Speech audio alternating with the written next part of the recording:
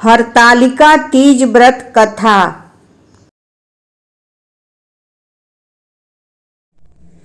अथ हरतालिका व्रत कथा। पूजा करने के बाद कथा सुने।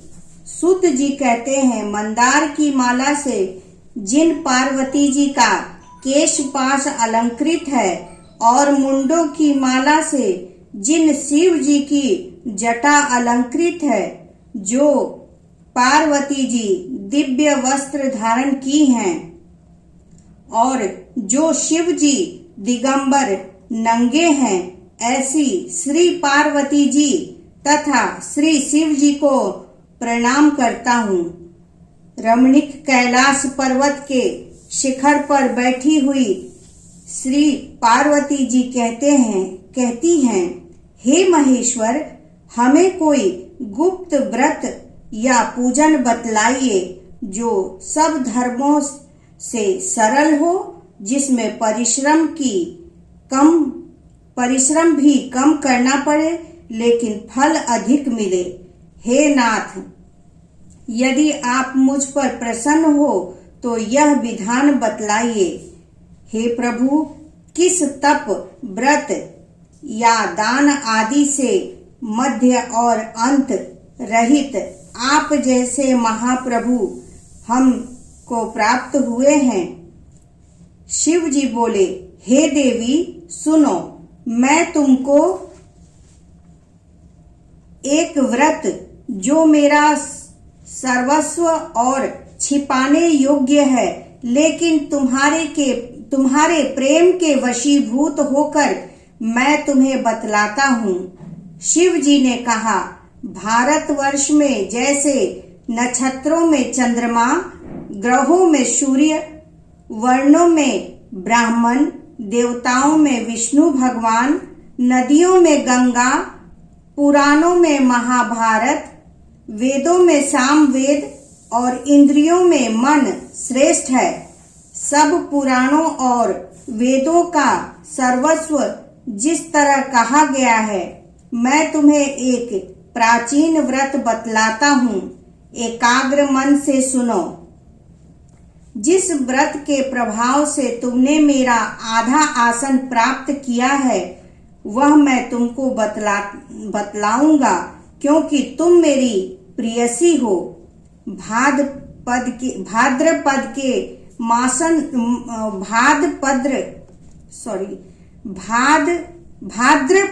मास में हस्त नक्षत्र से युक्त शुक्ल पक्ष की तृतीया तिथि को उसका अनुष्ठान मात्र करने से स्त्रियां सब पापों से मुक्त हो जाती हैं। हे देवी, तुमने आज से बहुत दिनों पहले हिमालय पर्वत पर इस व्रत को किया था। यह वृतांत मैं तुमसे कहूंगा।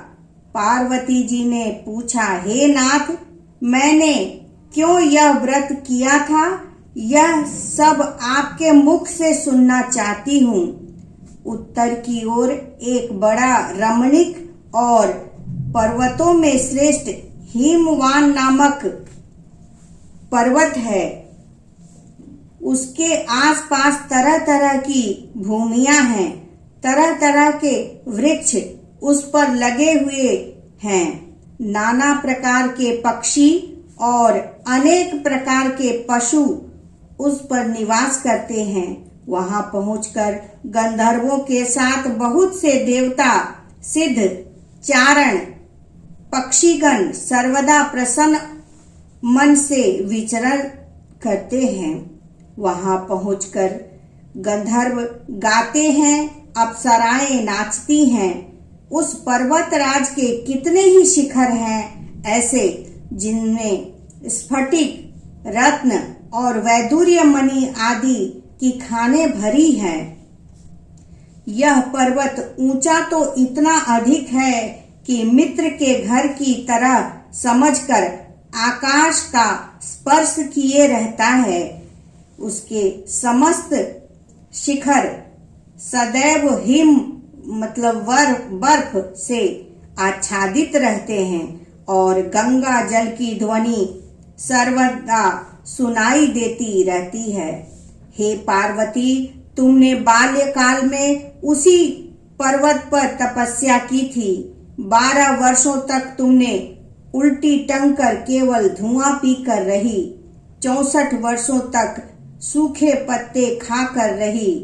माघ मास में जल में बैठी रहती और वैशाख की दोपहरिया में पंचाग्नि तपती रहती थी। श्रावण महीने में जल बरसता तो तुम भूखी प्यासी रहकर मैदान में बैठी रहती थी। तुम्हारे पिता इस तरह के कष्ट सहन को देखकर बड़े दुखी हुए। वे चिंता में पड़ गए और अपनी कन्या किसको दूं? उसी समय नारद जी वहां आ पहुंचे। श्रेष्ठ मुनि नारद जी उस समय तुम्हें देखने के लिए गए थे। नारद जी को देखकर गिरि ने अर्घ्य, पाद, आसन आदि देकर उनकी पूजा की और कहा, हे स्वामिन, आप किस लिए आए हैं? ये मेरा अहोभाग्य है। आपका आगमन मेरे लिए अच्छा है। तब नारद मुनि ने कहा, हे पर्वतराज, सुनो, मैं भगवान विष्णु का भेजा हुआ आपके पास आया हूँ। आपको चाहिए कि यह योग्य कन्या रत्न किसी योग्य वर को दें। भगवान विष्णु के समान योग्य वर ब्रह्मा, इंद्र और शिव इनमें से कोई नहीं है। इसलिए मैं यही कहूंगा कि आप अपनी कन्या भगवान विष्णु को ही देवें। दूतों के द्वारा भी खबर लेने लगे कि कौन देवता या किन्नर मेरी पुत्री को हर ले गया है। उन्होंने मन ही मन कहा, मैं नारद जी के आगे प्रतिज्ञा करता हूँ कि अपनी पुत्री भगवान विष्णु को दूंगा। ये सोचते सोचते हिमवान मूर्छित हो गए। गिरिराज को मूर्छित देखकर सब लोग हाहाकार करते हुए दौड़ पड़े। जब होश हुआ तो सब पूछने लगे कि गिरिराज, आप अपनी मूर्छा का कारण बतलाइए। हिमवान ने कहा, आप लोग मेरे दुख का कारण सुने। ना मालूम कौन मेरी कन्या को हर ले गया है। ऐसा नहीं हुआ तो मैं उसे काले सांप ने ऐसा नहीं हुआ तो उसे किसी काले सांप ने तो नहीं डस लिया या सिंह खा गए होंगे। हाय हाय, मेरी बेटी कहाँ गई? किसी दुष्ट ने मेरी पुत्री को मार डाला। ऐसा कहकर वे वायु के झोंके से कांपते हुए वृक्ष के समान कांपने लगे। इसके बाद हिमवान तुम्हें वन वन खोजने लगे। वह वन भी सिंह, भालू, हिंसक जंतुओं से भयानक हो रहा था। तुम अपनी सखियों के साथ उस भयानक वन में चलती चलती एक ऐसी जगह जा पहुंची जहां पर एक नदी बह रही थी। उसके रमणीय तट पर एक बड़ी सी कंदरा थी। तुमने उसी कंदरा में आश्रम बनवाया और अपनी एक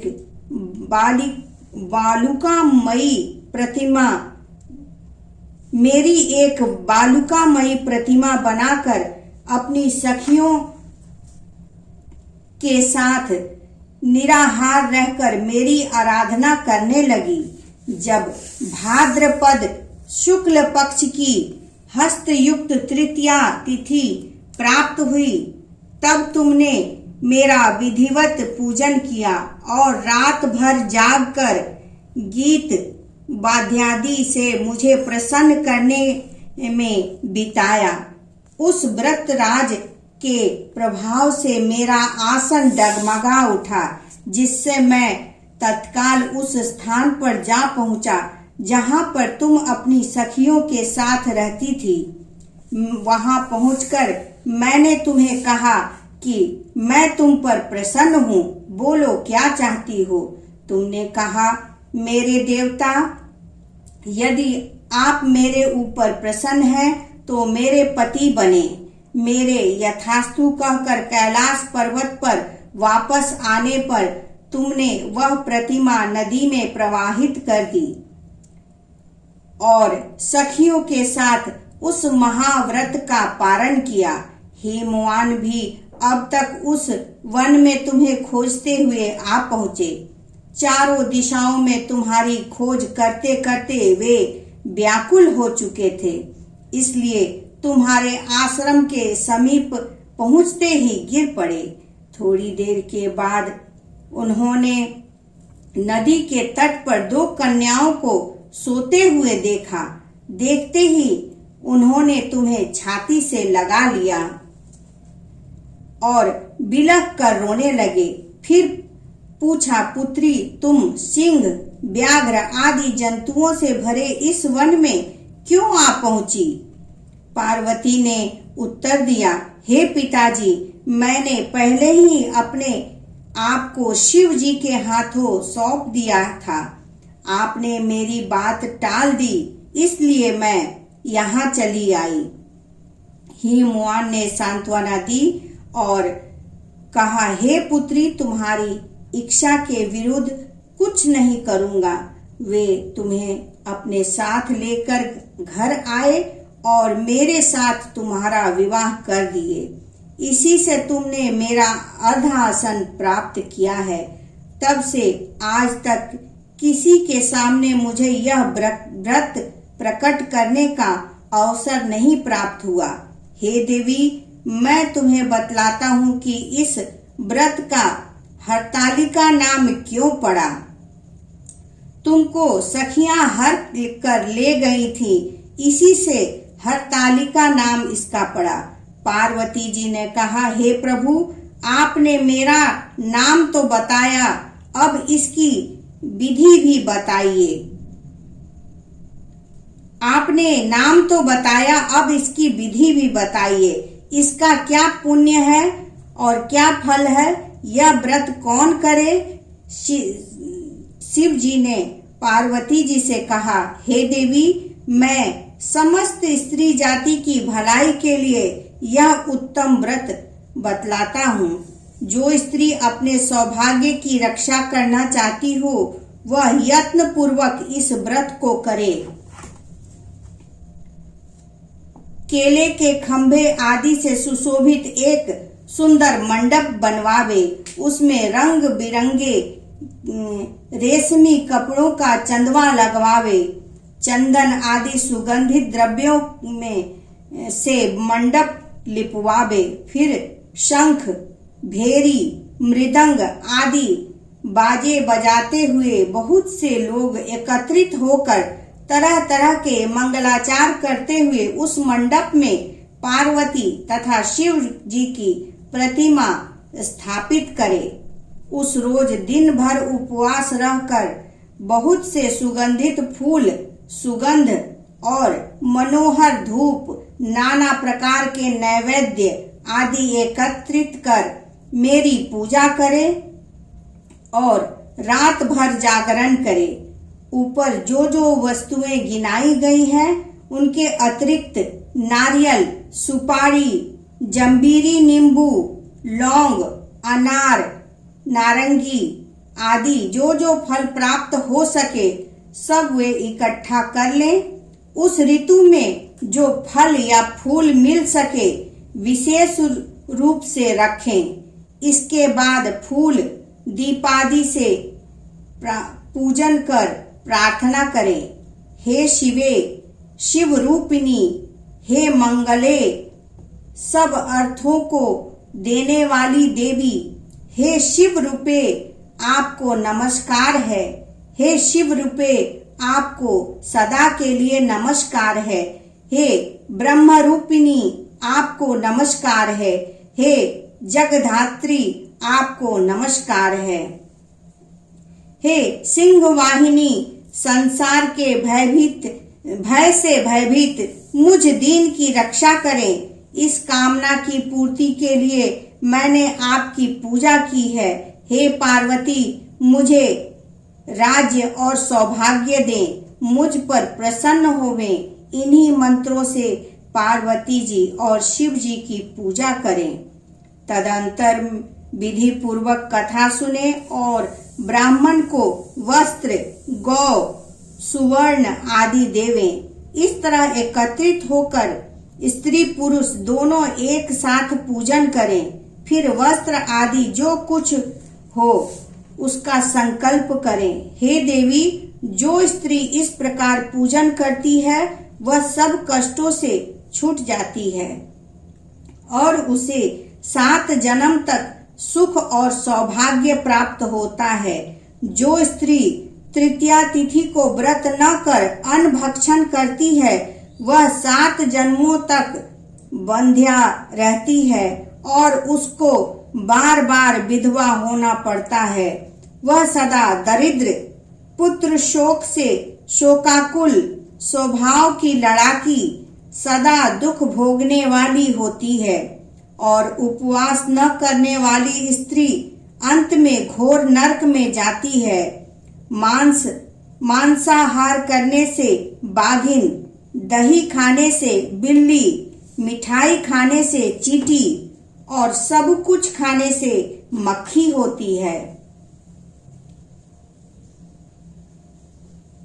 पंडित देव नारायण पाठक टीकाकृत हरतालिका व्रत कथा समाप्त। तीज को अन्न खाने से शुक्री, फल खाने से बंदरिया, पानी पीने से जोंक, दूध पीने से सांपिन, उस रोज सोने से अजगरी और पति को धोखा देने से मुर्गी होती है। इसलिए सभी स्त्रियां व्रत अवश्य करें। दूसरे दिन सुवर्ण, चांदी, तांबा अथवा बांस के पात्र में अन्न भरकर ब्राह्मण को दान दें और पारण करें। जो स्त्री इस प्रकार व्रत करती है वह मेरे समान पति पाती है और वह भी मरने लगती है तो तुम्हारे समान उसका रूप हो जाता है। उसे सब प्रकार की सांसारिक भोग और सायुज्य मुक्ति मिल जाती है। इस हरतालिका की व्रत कथा मात्र सुन लेने से प्राणी को 1000 अश्वमेध और सैकड़ों वाजपेयी यज्ञ करने का फल प्राप्त होता है। हे देवी, मैंने यह सब व्रतों में उत्तम व्रत बतलाया है जिसके करने से प्राणी सब पापों से छूट जाता है, इसमें कोई संशय नहीं। ओम नमः शिवाय। ये हरतालिका व्रत कथा समाप्त। अब आरती की बारी। दोस्तों, मुझे पूरी उम्मीद है कि इस हरतालिका तीज व्रत कथा को सुनकर आप सभी इस पुण्य कथा के पुण्य के भागीदार बनेंगे और भगवान शिव जी और माता पार्वती जी की कृपा आप सबों पर अवश्य बनी रहेगी। मेरे इस वीडियो में अंत तक बने रहने के लिए आप सबों का बहुत बहुत शुक्रिया। Thanks for watching my video. Bye bye friends.